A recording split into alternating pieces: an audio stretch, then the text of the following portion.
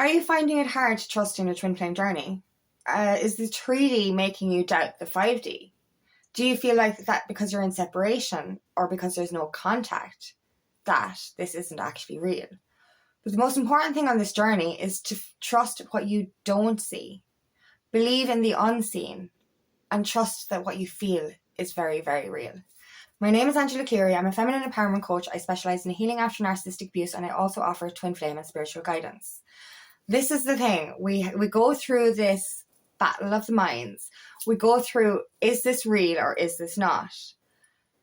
In separation, we're not seeing 3D physical contact. And it makes us fucking crazy. And it makes us question, is this even real? But we have to release the need for 3D contact while in separation. Separation is that preparation. It is there for a reason. You need to heal just as much as your twin flame does. So if you're if they're the runner, you have to ask yourself, what are you running from? But you have to understand that you can connect with them very, very deeply on the 5D. Your souls are always together.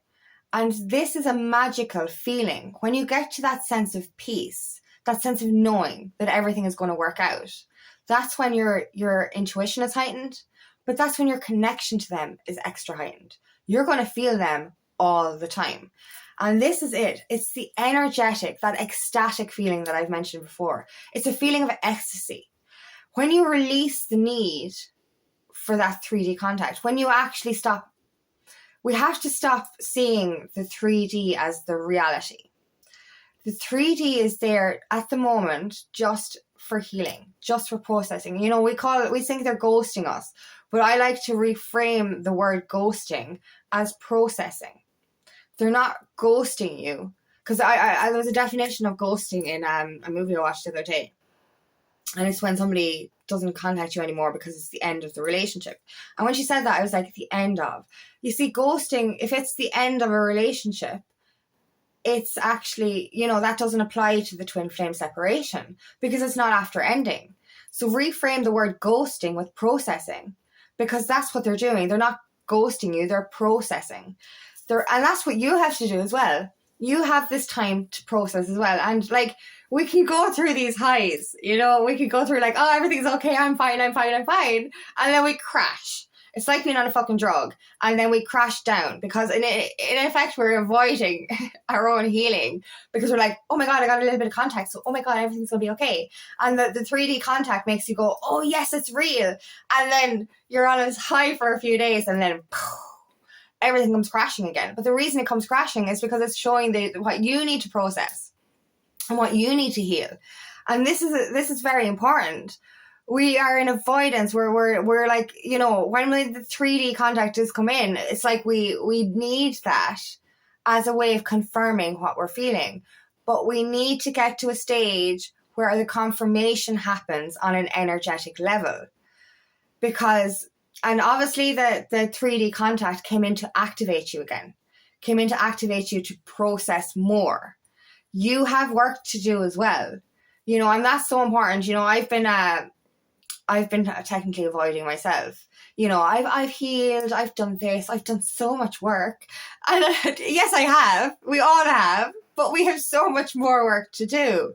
And that's why this is, we get a little bit angry at the situation. We get angry at our twin for not contacting. We get angry at the fucking whole scenario. And we revert back. We revert back into emotional states, the fear of rejection, the fear of abandonment. But guess what? That stuff wouldn't resurface if it wasn't there for you to heal. So it's all a big part of understanding that this time apart is for processing. But this is where you can bring in the magic to nurture yourself through it, in a sense. The longer we're out of contact, the more we get triggered. But the trigger is your wound to heal. So that's showing you what you need to heal. But a great way to, I suppose, love yourself through this is to connect with your twin on the 5D. To trust in what you feel on the 5D. And this is it. When we release the anger, when we're doing the healing and we're releasing that side, put that to the side for a second. Feel what you feel. Trust what you feel. You know, and go back to the moments you spent with them or the moments that you felt connected with them. That stuff is real. You know, you're so healed now that you know what it's like to be in someone's company. You know what it's like to feel a high energy off someone, or you know what it's like to feel a low energy off someone. You know what it's like when you're around toxic people. So it's coming back to trusting in yourself. You know, that's the big thing here. You're trusting yourself, you're trusting them. Effectively, that's the same thing. But you're trusting the journey. But if you're not trusting because you're not getting 3D contact, you're effectively not trusting yourself, you're not trusting the twin, you're not trusting the divine journey. You're not trusting the universe. And that's a detachment from your own heart as well. So come back and ask yourself, what did it feel like? Forget about the negative for a minute, because we're such creatures of going for the negative. Oh my God. You know what I mean? It's like, let's pick on all the bad things. Let's move these. And they're not even bad things. They're based on stuff that we've unhealed. You know, something can't hurt you. No, the only, how does this go? The thing that's hurting you can only hurt you at your level of wounding. And if you're unhealed on a certain thing, that's why it's more painful. But we need to disconnect from the external for a minute. Forget about the thing. And these are scenarios we make up. That's another thing. We create scenarios based on past wounding. So we bring fear into the equation and we create this fucking story that doesn't exist based on fear, based on past experience. So remove that for a minute.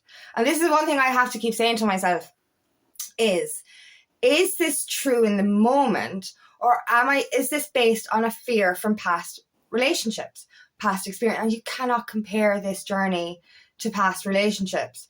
You attracted toxic relationships based on your level of wounding. Your unhealed trauma led to you attracting toxic relationships. You're not going to do that anymore. But you cannot compare, even if you had a good 3D relationship before your twin, you still can't compare that to the twin flame journey because it's different. This is a soul connection.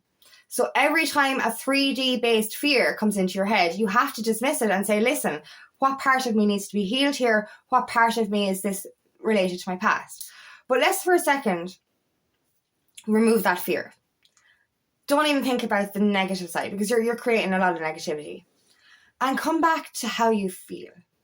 How you feel in their presence. How you feel in their energy. How you feel when you're in contact with them. And it doesn't have to be in contact with them in the 3D. How you feel when you connect with them on an energetic level. That shit is real. We have to disconnect from the unreality, which is 3D, and reconnect with the reality, which is the soul-based connection. This is an otherworldly connection. You cannot keep comparing it to 3D relationships. You just can't. Now, don't get me wrong. There's a lot of parts of the connection where you're triggered, which needs to be healed based on the 3D experiences that you've had. That's the part that we need to actually address.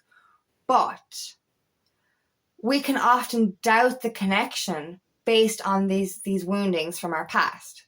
So come back to the feeling. Come back to the knowing. Come back to that ecstasy. Because that's what's going to tell you. Like, you know, and you can compare it a little bit to how you felt in a relationship when you were younger. The good part. When you thought you were in love before. You know, that was a human experience. That was a human attachment. And that's nothing like what you're feeling now. And that's how you can compare the reality of the situation to the unreality of the past. Because when you remember the love that you feel for your twin, you're going to look back on past relationships and realize that you never really felt love in a spiritual way. You never felt this energetic love before, this unconditional love before for anyone. And that's how you know the difference. You know that what you're feeling with this person is absolutely nothing like you've ever felt with anyone ever before. You know your energy now because you've done so much healing already. And you know what it's like to feel in good energy or bad energy. And you know what it's like to be around an asshole or a non-asshole. You know what I mean? And that's it. You know, you're a lie detector now. You know, after doing, like, a healed empath is such a superpower, like, you know what I mean? An unhealed empath was naive. We were too trusting. We didn't see lies. We didn't understand body language. But now as a healed empath, we can read a room, we can read a person, we can read a lie, we can read what's true, and we can read what's false. So that's about coming back to trusting yourself. Trust how you've healed so much of your empathic energy that you know what it's like in the presence of another human being. And that's not even just physical presence.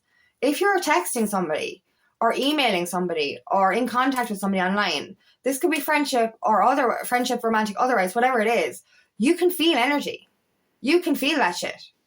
And so you can trust in what you feel energetically through a conversation online or through an actual physical meeting. You can actually trust yourself now because your energetic radar is on fucking point.